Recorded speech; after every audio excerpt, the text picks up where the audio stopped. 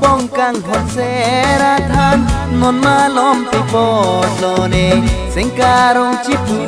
tekte o bong kang hon ang thane ting ni de prinang ni phan lai kai duti pirthe ahoga kan hon bong ni tirthip jilani sengde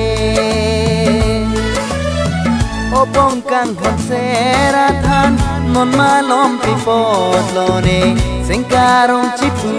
tekte o bong kang hon ang thane ting ni de prinang ni phan lai kai duti pirthe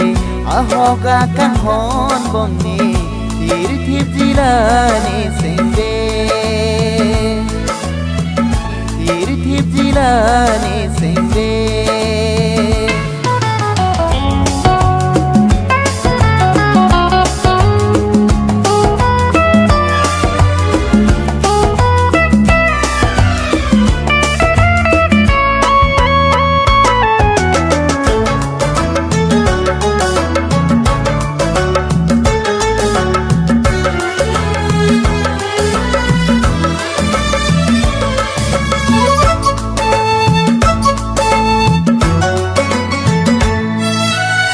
mirsin tu bena sonsi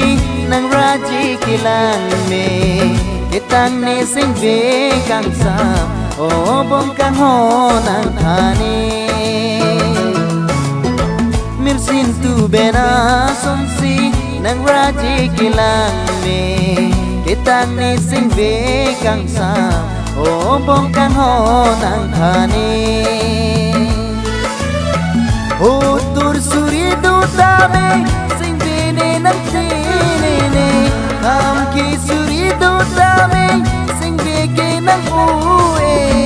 lani sing alam te pathir thiji kang honde lani sing alam te pathir thiji kang hone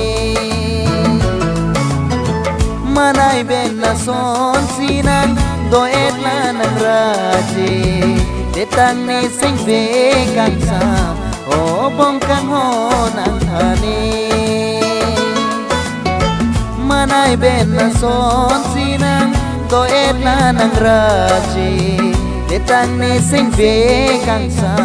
o bong kang hon ang thane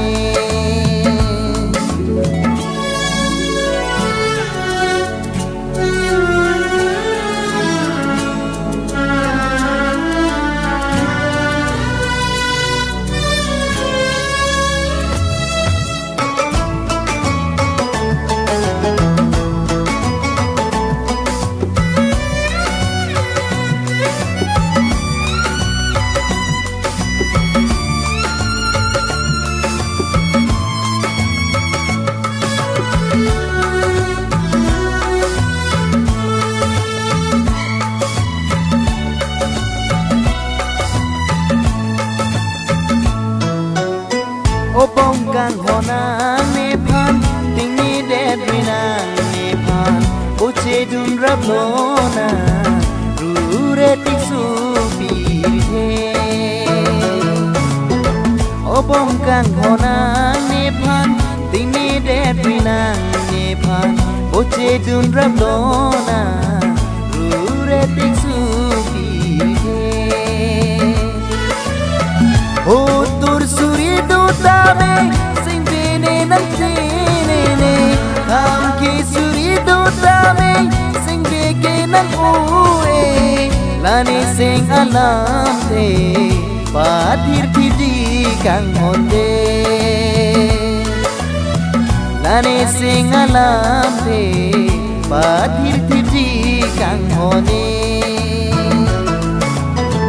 opong kang hon sera than non malom pi potlone sengkarong chipu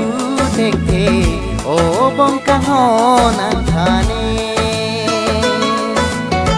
tingni de pinang ni phan lai kai du ti kirthe ahoga kang hon bong ni tirthip jilani singde opong kang hon sera than non malom pi potlone sengkarong chipu tekte opong kang hon anthane opong kang hon